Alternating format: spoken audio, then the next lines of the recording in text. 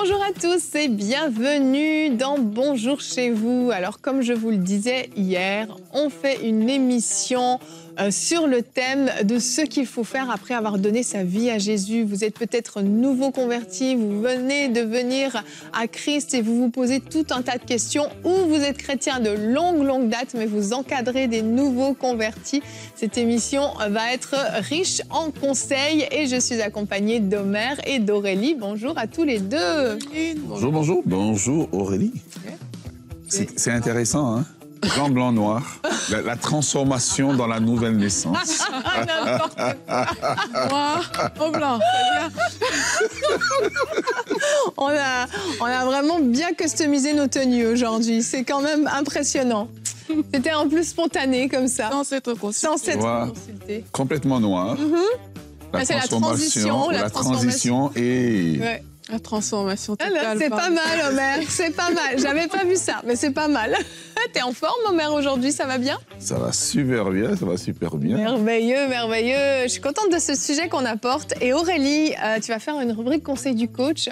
Alors, quand on parle de début de vie chrétienne, eh bien, on parle aussi de développer une relation avec Dieu. Et tu nous diras comment développer cette relation. Et oui, et au début, c'est souvent tellement extraordinaire, cette relation-là. Donc, on va voir comment la développer, comment la maintenir dans le temps. C'est surtout ça, hein. C'est surtout ça. Au début, c'est très spontané, mais il faut tenir dans le temps. C'est l'objectif. Et je pense qu'on a tous à développer cette relation avec Dieu. Donc, on va tous être bénis par ta rubrique. Et donc, Omer, on va commencer tout de suite avec toi dans notre pensée du jour.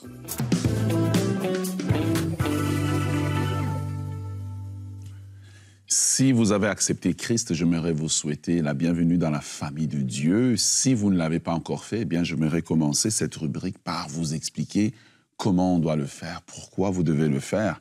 Eh bien, je commence par vous poser la question, mais qu'est-ce que c'est que la nouvelle naissance? Vous vous posez la question et vous nous regardez.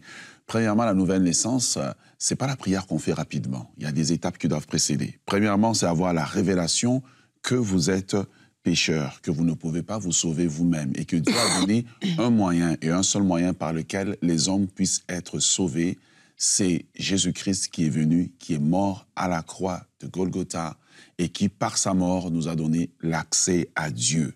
Et par cela, lorsque vous le comprenez que vous ne pouvez pas vous sauver vous-même et que vous arrivez et que vous confessez Jésus-Christ comme votre seul Seigneur et Sauveur, eh bien, Jésus vous donne la vie éternelle. Jean chapitre 1, le verset 12 nous dit « Mais à ceux qui l'ont reçu, à ceux qui croient en son nom, elle a donné le pouvoir de devenir enfant de Dieu. » Et si vous faites cette confession basée sur une révélation et une compréhension de l'œuvre du salut, c'est là que, assurément, vous devenez enfant de Dieu. Eh bien, qu'est-ce que vous êtes devenu lorsque vous avez justement fait cette confession? Numéro 1, oui, vous êtes devenu un enfant de Dieu. Numéro 2, vous êtes devenu membre de la famille de Dieu.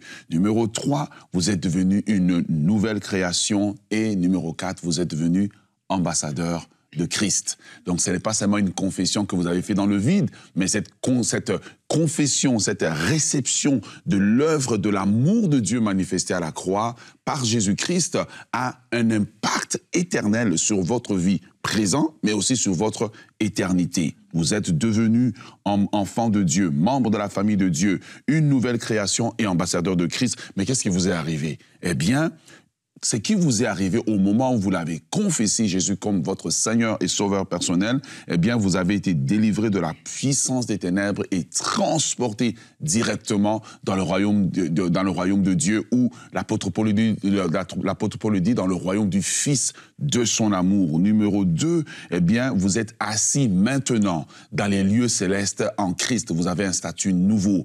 Alors que vous avez accepté Christ, maintenant, qu'est-ce que vous devez faire? Eh bien, vous devez développer les bonnes habitudes d'un chrétien. Premièrement, je vous conseille de joindre une église locale, de joindre des frères et sœurs, ça peut être une église maison, ça peut être une église traditionnelle, et d'avoir des personnes qui vont vous affermir dans la foi, qui vont vous apprendre les rudiments de la vie chrétienne, ce qui sont le renoncement aux œuvres mortes, comment grandir en Christ, comment prier, comment être passé par les eaux du baptême, recevoir le baptême du Saint-Esprit, et comment vous pouvez servir Dieu et être utile dans le royaume de Dieu. Alors j'aimerais vous souhaiter la bienvenue bienvenue dans la famille de Dieu. C'est une grande famille sur tous les continents et nous serons ensemble pour l'éternité. Amen, amen. Merci Omer. Waouh, en si peu de minutes là, tu nous as fait un beau résumé de ce qu'on vit à la nouvelle naissance, de comment naître de nouveau, et c'est hyper important. Et oui, on se réjouit si vous faites partie de ces personnes qui venaient de rencontrer le Seigneur. Et parfois, on peut être dans l'Église depuis longtemps et ne pas avoir encore rencontré le Seigneur. Et c'est peut-être votre cas, peut-être que vous aviez grandi dans l'Église, vos parents vous ont toujours emmené à l'Église, mais c'est tout frais, vous venez d'avoir cette révélation et les fruits que ça porte sont extraordinaires. Alors, je vous propose qu'on regarde notre verset du jour, c'est dans Éphésiens 4 au verset 17. Voici donc ce que je dis et ce que j'affirme dans le Seigneur. Vous ne devez plus vous conduire comme les non-croyants qui se laissent guider par la sottise de leurs pensées. Alors, c'est un verset qui vient nous faire réfléchir. On vient de venir au Seigneur et on lit ce verset, on tombe sur ce verset et là, on comprend. OK, je peux plus me comporter comme avant. Je suis plus la même personne qu'avant.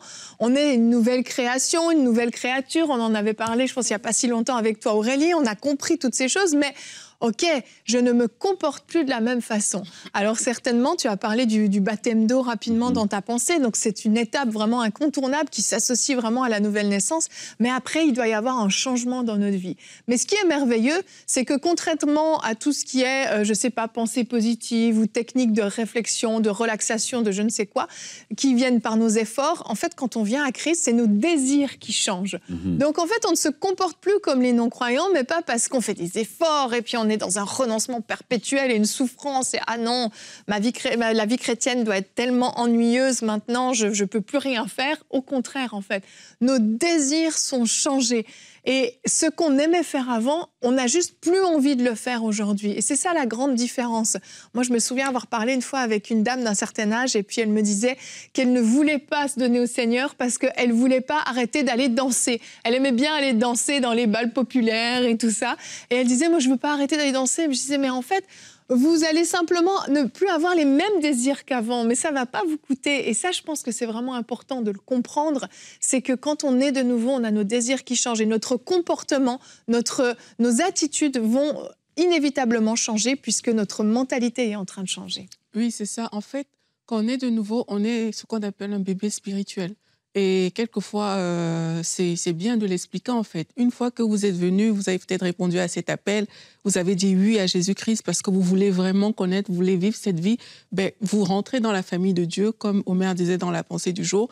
Mais là, tu es un bébé spirituel. Mais un bébé, si un bébé naît, tu ne peux pas laisser un bébé à l'air libre comme ça, tout seul. Oui. Ce qui va se passer, c'est qu'il va mourir. C'est pour ça que on conseille aux personnes d'aller dans une maison où on va pouvoir prendre soin, on va pouvoir l'encadrer. Et ça, c'est ce qu'on appelle une église locale.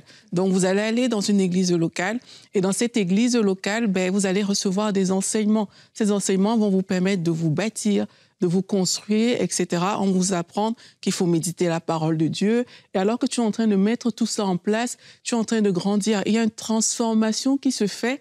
Et ce processus de transformation, comme tu dis, Yveline, ce que ça va entraîner, c'est qu'il y a des choses que tu vas délaisser, en fait. Tu vas délaisser les péchés, tu vas délaisser certaines choses. Il y a des choses qui vont se faire même tout naturellement, comme ça, qui vont quitter ta vie. Il y a des désirs, comme tu dis, qui vont changer. Par rapport à cette dame, elle pourra encore danser, mais elle ne dansera pas forcément sur la même musique et au même endroit. Exact. Donc, il y a des choses comme ça qui vont se transformer dans la vie, tout simplement parce qu'on est devenu cette nouvelle créature, mais aussi parce qu'on est dans un environnement qui permet le développement. Donc, pour moi, c'est non négociable. J'entends des gens dire que oui, je grandis seul à la maison. Dieu n'a pas prévu qu'on grandisse seul, tout seul. Il a vraiment prévu qu'on soit encadré pour pouvoir grandir. Un bébé, comme j'ai dit, on ne le laisse pas tout seul. Donc, on va grandir dans cet environnement-là. Et de là, parce qu'on développe notre relation avec Dieu, parce qu'on est enseigné, on va voir que on va émerger, en fait. On va émerger, on va prendre des pas, peut-être maintenant un peu plus tout seul, etc. On va suivre un chemin comme ça avec Dieu. Et c'est ce qui se passe lorsqu'on est de nouveau. C'est comme ça que c'est supposé se passer, en fait. Et la transformation, en fait, elle doit être nécessaire parce que aujourd'hui, vous savez, on a beaucoup de gens, ils viennent, ils font juste une confession, mais c'est une confession des lèvres. Oui. Voilà, une petite confession rapide. Mais non, Jésus, il ne vient pas seulement notre sauveur, il devient notre Seigneur, justement. Il devient notre Seigneur, celui qui prend le contrôle de notre vie, celui qui dirige. Et la vérité qu'on doit dire aux gens, c'est que Christ a donné sa vie pour qu'on ait la vie, mais il s'attend à ce que nous, si nous puissions donner notre vie pour que lui vive au travers de nous. Et ça, c'est ça qui produit des disciples. Parce qu'on a beaucoup de gens qui font des confessions, mais peu de disciples, en fait. Pourquoi? Parce que on vient, je veux le salut, mais je ne veux pas perdre certains avantages que j'avais. Ouais. Mes amis, la vérité, c'est que vous allez perdre certaines choses que vous avez, mais vous allez gagner des choses plus excellentes. Et parfois, vous allez vous regarder, vous dites, mais comment je faisais pour vivre comme ça? Comment je faisais pour m'habiller comme ça? Comment je faisais pour valoriser ça? Pourquoi? Parce que la Bible dit que Moïse a pu quitter l'Égypte lorsqu'il a considéré l'opprobre de Christ plus grand que tous les trésors d'Égypte. La parole de Dieu nous dit que le royaume de Dieu est comme quelqu'un qui a trouvé un trésor dans un champ. Tant que vous n'avez pas trouvé le trésor que Christ, vous n'allez pas voir l'importance de laisser certaines choses, de laisser certaines habitudes. Et c'est ça, en fait, qui fait toute la différence. C'est le jour où je découvre ce trésor qu'est Christ, là, je suis prêt à délaisser toutes les autres choses parce qu'elles paraissent moins importantes ou moins valorisantes. Oui. Et même, je suis prêt aussi à me faire baptiser. Parce que ça aussi, c'est une question dont on parle souvent. Il y a des personnes qui vont dire que « Ah, mais je me suis peut-être baptisée quand j'étais petit, etc. » En fait, celui qui croira et qui se fera baptiser sera sauvé. Donc, le baptême vient après avoir cru. Donc, une fois que tu crois, c'est là où tu dis « Ok, je veux passer par les eaux du baptême pour comme matérialiser ce que je viens de faire. » Donc, c'est important aussi de se dire que même notre propre compréhension va changer. Peut-être qu'il y a des choses que tu comprenais d'une certaine manière, peut-être avec ton intelligence, peut-être on t'avait appris les choses comme ça, mais maintenant, la Bible doit devenir ton standard. C'est ce qui est écrit dans la Bible, c'est les compréhensions bibliques qui doivent devenir ta vérité à toi. Ça aussi, c'est des choses que quand on est de nouveau, c'est important de le dire. Parce que parfois, on pense que c'est un acquis, mais quand tu nais de nouveau, la Bible devient ton standard. Et si la Bible dit « celui qui croira et qui se fera baptiser sera sauvé », mais maintenant que tu as cru, fais-toi baptiser, en fait. Exact. En fait, c'est une démarche d'obéissance dans laquelle on rentre. Et c'est la façon dont on démontre notre amour à Christ, c'est qu'on va commencer à obéir à sa parole. Donc pour ça, il faut lire la parole. Donc procurez-vous une Bible, bien entendu, c'est quelque chose de basique. Mais si là où vous avez rencontré le Seigneur, on ne vous a pas offert une Bible, n'hésitez pas à vous procurer une Bible et commencer à la lire. Et ne vous en faites pas si vous ne comprenez pas tout ce que vous lisez. Aurélie parlait d'un bébé spirituel, et c'est comme ça que la Bible parle des personnes qui viennent de venir à Christ. Mais un bébé spirituel, on va lui donner du lait. Un bébé naturel, je veux dire, on lui donne du lait. Si on lui donne tout de suite de la viande ou des légumes, il va avoir des douleurs. Et donc, petit à petit, vous allez commencer, vous allez lire la Bible. Et ce que vous comprenez, vous le comprenez. Ce que vous ne comprenez pas, ce sera pour plus tard. Et le Saint-Esprit vient petit à petit vous éclairer. Et vous lisez, et tout à coup, il y a des choses qui vous sautent aux yeux. Vous comprenez des choses. Et vous continuez et vous grandissez. Et la Bible appelle ça le renouvellement de l'intelligence. C'est comme des mentalités que vous aviez, une façon de penser que vous aviez avant qui est en train de changer. Au fur et à mesure que vous méditez la Bible, vous voyez que votre pensée change, votre pensée évolue. Vous voyez les choses de cette façon-là. Vous pensiez comme ça avant, mais là, tout à coup, votre regard change. Et c'est comme vous avez compris quelque chose. Et ça, c'est le Saint-Esprit qui fait cette œuvre de renouvellement d'intelligence au fur et à mesure où vous lisez la parole de Dieu. Certains, il faut peut-être aussi faire un peu de ménage chez vous. Alors, dans vos relations, on en a un peu parlé. Il y a des relations peut-être que vous n'allez plus fréquenter, mais aussi des choses que vous allez délaisser chez vous, des livres que vous lisiez qui ne glorifient pas Dieu, de la musique, des films. Vous allez devoir faire un tri de certaines choses qui sont chez vous, dans vos maisons. Même des vêtements, Evelyne. Moi, j'ai dû laisser des vêtements très courts. Des mini-jupes, des décolletés, oui, il y a des tenues qui ne sont plus appropriées. Et d'ailleurs, quand on les porte, on se regarde dans le miroir, on ne se sent plus à l'aise. Effectivement, c'est des choses qu'il faut délaisser. Donc, c'est plein d'étapes, en fait, qui vont suivre. Et puis, vous allez rencontrer de nouvelles personnes, comme Aurélie le disait, en allant dans une église locale. Vous allez découvrir ce qu'on appelle une famille spirituelle. Vous allez pouvoir être encadré. Et puis, vous allez grandir. Mais le plus important de tout, c'est de développer une relation avec Dieu. Vraiment, votre Père céleste, celui qui était un Dieu lointain peut-être avant, qui devient votre Père, vous devenez enfant de Dieu. Vous devez développer une relation avec lui. On va voir avec Aurélie comment développer cette relation avec Dieu.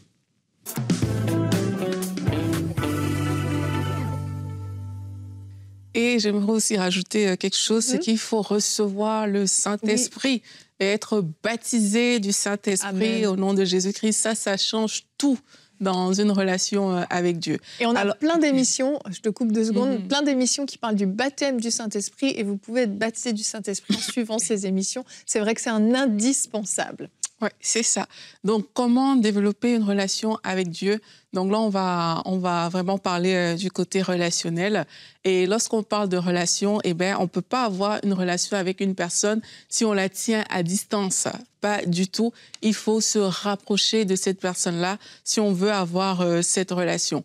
Et tout ce que je vais vous partager aujourd'hui, je vous encourage à ne pas le voir comme des exercices, mais vraiment, c'est quelque chose qui vient du cœur. C'est pas un exercice que de dire, OK, je vais aller prier et tout. Si on voit ça comme des exercices, ça va devenir trop difficile. Ce sera comme si on veut faire une performance. Mais quand le cœur est lui-même partie prenante et engagée, ça fait juste partie de la vie et c'est tellement plus simple. Donc, pour développer votre relation avec Dieu, une première chose que je peux vous encourager à faire, c'est de vous approcher de Dieu en allant dans sa présence. C'est ce qu'on appelle la prière. Et le but ici, c'est juste de montrer votre intérêt vis-à-vis de Dieu parce que, comme j'ai dit, on ne peut pas être proche de quelqu'un qu'on tient à distance. La Bible dit dans Jacques 4 au verset 7, Jacques 4 au verset 7, Jacques 4 au verset 8, « Approchez-vous de Dieu et il s'approchera de vous. » Donc la Bible nous promet que dès l'instant où on s'approche de Dieu, ce qu'il va faire, c'est quoi? C'est qu'il va s'approcher de nous. Et on peut s'approcher de Dieu en priant tout simplement. Prier, c'est communiquer avec Dieu. Ça veut dire quoi? Ça veut dire lui parler, mais prendre aussi le temps de l'écouter. S'approcher de Dieu, en fait, c'est pas avoir des connaissances générales sur Dieu. Parfois, on est nouveau converti, mais on a plein de connaissances. On dit, j'ai lu la Bible quand j'étais petit, mes parents me lisaient la Bible. Mais c'est pas parce qu'on a des connaissances sur Dieu que ça veut dire qu'on est proche de Dieu. Je peux avoir des connaissances sur Donald Trump, mais je ne suis pas proche de lui du tout. Vous voyez? Donc, ça ne veut pas dire ça, en fait. Aussi, s'approcher de Dieu, ça veut pas dire lui parler une fois en passant ou lui parler juste quand on a des problèmes. Il y a peut-être des personnes dans votre environnement, ça peut être au travail, ça peut même être dans votre église locale. Vous leur parlez une fois en passant, vous les connaissez, vous les parlez un peu, mais vous n'êtes pas proche. Donc, quand on dit de s'approcher ici, on parle de quelque chose de plus intime, on parle de quelque chose de plus profond, de plus fort. Donc, pour vous approcher de Dieu, sachez déjà que c'est une dimension d'intimité dont on est en train de parler. C'est pas juste de la connaissance générale. Et pour le faire, comment on le fait? Il faut prendre des temps à part. Je vous encourage vraiment à faire ça. C'est salvateur. Qu'on soit jeune, chrétien ou plus vieux dans la foi, prends des temps à part, prends des rendez-vous avec Dieu, où tu valorises sa présence, où il y a juste toi et Dieu, où vous êtes seul à seul. De la même manière que 2 personnes, pour s'unir en amitié, ont besoin des temps à part, tu as besoin de ces temps à part avec Dieu. Alors concrètement, qu'est-ce qu'il faut faire? Définis une heure dans ton agenda où tous les jours, tu vas te dire, OK, je veux passer ce temps avec Dieu. Définis un lieu aussi, c'est important. Donc, tu as un endroit, tu as un temps où tu dis, OK, moi, je veux le faire. Et c'est pas obligé d'être une fois, ça peut se faire plusieurs fois. Daniel, par exemple, la Bible nous dit que 3 fois par jour, lui, il avait son endroit où il allait prier le Seigneur. Les disciples avaient 1 heure de prière. Quand on lit la parole de Dieu, c'est des choses qu'on voit. Donc, choisis ta fréquence quotidienne et tu vas pouvoir développer ta relation avec Dieu, venir prier ton Dieu. Choisis aussi des temps spéciaux. Ça aussi, dans l'amitié, quand tu as des amis, vous avez des temps spéciaux. Il y a des choses que vous allez vous rappeler parce que peut-être vous êtes sortis, vous avez fait une activité ensemble et c'était vraiment bon. C'est des souvenirs que vous allez garder. Et quand on est un enfant de Dieu, un temps spécial, ça peut être quoi? Tu peux faire des retraites, en fait. Ça peut être en groupe, ça peut être tout seul, mais tu peux faire des retraites dans lesquelles le but est de chercher Dieu, le but est de le rencontrer, le but est de développer ta relation avec lui. Tu peux même faire des retraites où tu as peut-être une question que tu te poses sur n'importe quel domaine de ta vie et tu dis, OK, je veux prendre ce temps avec Dieu. De ces retraites, le Seigneur va te parler. Il va naître des trucs. Moi, j'ai encore des souvenirs, des conférences de jeunes que j'ai fait. C'était des temps spéciaux avec Dieu et ça m'a marqué. Donc, c'est des choses qui vont te marquer et qui vont t'aider à bâtir ta relation avec Dieu. Maintenant, j'entends les personnes me dire aussi, quand on est nouveau converti, que « Ah, mais oui, je prends du temps, mais j'ai rien à dire, etc. » C'est un peu dur. Moi, je t'encourage, quand tu as défini ton temps, tu as défini ton endroit, reste dans sa présence, même si tu n'as pas de mots, parce que tu essayes de développer une relation avec lui. Reste dans sa présence, aspire au Saint-Esprit. Tu peux mettre une musique instrumentale et juste rester là, dans cette présence, l'attendre, et tu vas voir que ça va te faire du bien. Et si tu sais prier en langue, eh bien, prie en langue. Et si tu ne sais pas encore prier en langue, profite de ce temps pour aspirer au baptême de l'Esprit et demander au Seigneur de te baptiser. On a fait plusieurs émissions dessus, comme Evelyne le disait tout à l'heure. Maintenant, ce qui va compter aussi lorsqu'on parle de développer sa relation avec Dieu, c'est pas seulement que tu sois à un endroit et que tu attends Dieu. C'est vraiment la qualité de ton cœur qui va compter à ce moment-là. La qualité du cœur fait toute la différence. Quand tu viens vers Dieu, viens avec un cœur pur. Viens avec un cœur sincère, viens avec un cœur vrai. Et l'attitude de cœur que tu as, en fait, c'est une attitude qui montre ta misère sans lui. C'est une façon de lui dire que si tu n'es pas là, en fait, c'est pas bon. Si tu n'es pas là, c'est vide. Et n'essaye pas d'imiter les autres. Parfois, quand on est jeune converti, on voit un frère, une sœur à l'église qui prie d'une certaine manière. On se dit « Waouh, j'aimerais tellement prier comme elle. » Et puis, on arrive chez nous, on crie, on parle fort, alors que c'est pas dans nos habitudes de le faire. Donc, n'essaye pas d'imiter la personne à côté de toi. Toi, sois naturel, pourvu que ce soit ton cœur qui parle. C'est pas ta bouche qui doit juste parler. Ton cœur doit parler et c'est ce qui est dans ton cœur que le Seigneur a besoin d'entendre de ta bouche. Ne porte pas un masque quand tu viens dans la présence de Dieu. Sois toi-même et permets à Dieu d'aller là où les autres gens ne sont pas allés. Ça aussi, ça va beaucoup développer ta relation. Vous savez, même dans la vie, les personnes de qui on se sent plus proche, c'est des personnes qui ont des accès à notre cœur. Ça veut dire quoi? Ça veut dire qu'il y a des personnes à qui tu te confies, des personnes à qui tu dis des choses que tu ne dis pas aux autres. C'est des personnes dont tu es proche. Et parfois, on ferme notre cœur même à Dieu. Donc, je t'encourage, dis ces choses qui sont au plus profond de toi, que tu ne dis jamais à personne. Dis-le à Dieu. Dis ces blessures peut-être que tu peux garder à l'intérieur de ton cœur. Parle de ces choses à Dieu. En faisant ça, tu lui donnes un accès à ton cœur et tu vas voir que la confiance va s'installer avec lui et tu vas voir que tu vas te rapprocher de lui en le faisant. Ce n'était que mon premier point, Evelyne. Aïe, aïe, aïe. Je suis rassurée. Mon deuxième point. Il était merveilleux. Je pense pas que je vais faire tous mes points, mais bon, on va avancer. Le deuxième point, c'est s'approcher de Dieu en découvrant aussi des choses sur lui. La Bible nous dit dans Jérémie 29 au verset 13, « Vous me chercherez et vous me trouverez si vous me cherchez de tout votre cœur, je me laisserai trouver par vous, dit l'Éternel. » En fait, ici, ça parle de la soif. La soif, c'est quoi? C'est ce qui te pousse à aller dans la présence de Dieu. Un peu comme Aubert disait tout à l'heure, tant que tu n'as pas trouvé un trésor, tu vas voir que tu auras de la difficulté à y aller. Il faut que tu aies tellement soif que ça te pousse en fait à aller. Donc, je t'encourage pour ça, comme j'ai dit, à développer un cœur qui a soif, le cœur qui va le chercher, le cœur qui reconnaît que sans toi, je suis perdu. Et n'hésite pas à le dire à Dieu, hein. Même quand tu n'as pas les mots. Moi, quand j'ai pas les mots, je viens devant Dieu, je dis, Seigneur, aujourd'hui, j'ai pas les mots. Mais je sais juste une chose, c'est que si tu n'es pas là, ma vie, comme on dit ici au Québec, est plate. Ma vie ne vaut pas la peine d'être vécue si tu n'es pas là. Donc, il faut parler de son cœur, en fait, et il faut dire des choses à Dieu qui vont comme ça susciter cette relation. Et il faut chercher à le découvrir, comme j'ai dit. On le découvre comment? À travers la parole de Dieu et en lui posant des questions. Pose des questions à Dieu. Moi, au début de ma vie chrétienne, sincèrement, pour moi, ça a vraiment marché. Je posais des questions à Dieu. Je lisais parfois la Bible, je ne comprenais pas.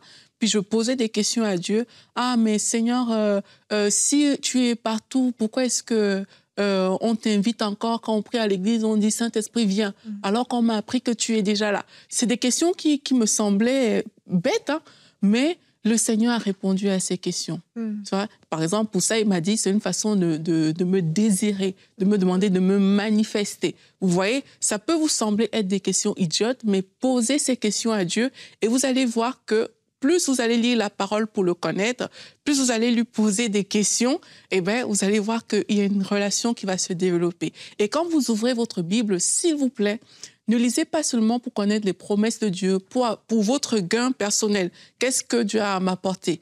Lisez en disant, Seigneur, je veux te connaître. Je veux connaître ton cœur. Et ça va vous aider à développer cette relation parce que vous allez parler avec Dieu. Oh, Seigneur, on me dit que tu es miséricordieux, tu es bon. Ça veut dire quoi? Explique-moi ta bonté, explique-moi ta miséricorde. Vous allez voir que vous allez développer cette relation-là. Ça va aussi se faire à travers des enseignements, à travers des témoignages. Mais comme on a dit, si vous rejoignez une bonne église locale, ça va faciliter les choses. J'essaie d'aller plus vite. Une autre chose qu'on peut faire, c'est s'approcher de Dieu en s'offrant à lui pour le servir. En fait, on reconnaît quelqu'un qui est proche de Dieu lorsque cette personne décide de servir le Seigneur. Il n'y a personne dans la parole de Dieu qui a eu une rencontre avec Dieu, qui s'est rapproché de Dieu et qui a continué à vivre sa vie tout seul, à côté, sans servir le Seigneur. Ça n'existe pas. Et c'est aussi ça les caractéristiques d'un disciple de Jésus-Christ. Et vous, en fait, lorsque vous allez vouloir développer cette relation avec Dieu, commencez tout simplement à le servir et demandez à Dieu, Seigneur, comment est-ce que je peux te servir? Montre-moi où est-ce que je peux te servir. Et tu vas voir, en fait, qu'en servant le Seigneur, tu vas tellement grandir dans ta relation avec lui. Il y a des choses qu'il va te montrer, même tes propres défis, tes propres challenges. Il va te montrer des choses et parce que tu vas le consulter par rapport à ces choses-là, tu vas voir que votre relation va grandir. Donc, dans tout ce que je dis depuis, vous remarquez qu'il y a toujours le côté « je peux faire des choses, mais je consulte le Seigneur ». Et c'est là où on parle de relation, c'est là où on parle de proximité. Et approche-toi aussi de Dieu en pratiquant la sanctification. On en a un peu parlé. Le péché, c'est quelque chose qui va t'éloigner de Dieu. Quand tu vas pécher, tu vas te sentir condamné. Tu vas plus vouloir passer du temps avec Dieu. Mais si tu restes dans cette vie de sanctification, si tu persévères, si tu veilles à ces choses, ben, sache que tu vas pouvoir te rapprocher de Dieu. Ne retombe pas dans les choses du passé. Vraiment, élimine ces choses de ta vie parce que la Bible nous parle d'un monsieur qui s'appelait Démas qui était déjà dans les choses de Dieu, mais à cause des distractions, ben, il s'est fait disqualifier en fait. Donc, fais attention et je t'encourage aussi à persévérer dans le développement de cette relation. Ne tombe pas dans la performance, même si tu sers, comme j'ai dit, que le service ne remplace jamais ta relation avec Dieu, que les activités que tu vas mettre en place ne remplace jamais le cœur à cœur, le face-à-face, le désir de plaire à Dieu. Et en faisant ces choses, eh bien, tu vas pouvoir grandir dans ta relation avec lui. Merveilleux, merci Aurélie. Et pour terminer, j'aimerais aussi vous rappeler un point essentiel, c'est que le diable n'est pas content que vous soyez venus à Jésus. Il faut le savoir. On dit souvent que quand on devient chrétien, on entre dans une guerre qui est spirituelle. Mais vous devez veiller. C'est ce que la Bible nous encourage à faire. Donc sachez-le, le diable va tout faire pour vous faire revenir en arrière, vous faire retourner à vos anciennes habitudes, aux choses que vous avez délaissées. Alors soyez forts, soyez vigilants et ayez des personnes de confiance autour de vous chez qui vous pourrez avoir de la redevabilité, pouvoir lui dire « voici où j'en suis, voici ce que j'ai vécu » ou « voici peut-être je suis tourmentée dans mes pensées » ou peut-être je fais beaucoup de cauchemars ces derniers temps, que vous ayez des gens de confiance à qui vous pouvez parler, qui puissent vous accompagner dans tout votre cheminement parce que comme l'a dit Aurélie, le but c'est que cette relation, oui, continue dans le temps, dure dans le temps. C'est vraiment notre prière pour vous, que vous restiez attachés fermement à Jésus-Christ. Peu importe les vents contraires, peu importe les difficultés que vous allez vivre, ce ne sera pas toujours tout rose, pas toujours tout beau, mais vous avez le Seigneur qui est avec vous tous les jours de votre vie. C'est une promesse qu'il nous a faite dans sa parole. Alors demain, on va continuer un petit peu dans cette direction-là, puisque l'idée, c'est de pouvoir vraiment accompagner tous ceux qui suivent le Seigneur. Et demain, on va voir comment vaincre le mensonge et la honte. Alors peut-être que vous êtes venu au Seigneur et puis vous aviez un gros mensonge et vous ne savez pas comment fonctionner, comment faire maintenant pour marcher dans la vérité. Ou peut-être que, encore une fois, vous êtes chrétien de longue date et le mensonge vous a enrobé, vous êtes pris dans un cycle de mensonges, la honte est venue par-dessus. Eh bien, on va discuter de tout ça et on va vous apporter des solutions. Et Omer, tu vas faire une rubrique conseil du coach, très importante mais très délicate aussi, mais j'ai confiance que le Saint-Esprit va t'inspirer. Alléluia. Quelles sont les étapes pour sortir du mensonge, et j'ai envie d'ajouter, et marcher enfin dans la vérité. Donc voilà pour cette émission, on arrive à notre terme, mais on se retrouve demain. Alors soyez fidèles au rendez-vous, même heure, même endroit. Bonjour chez vous.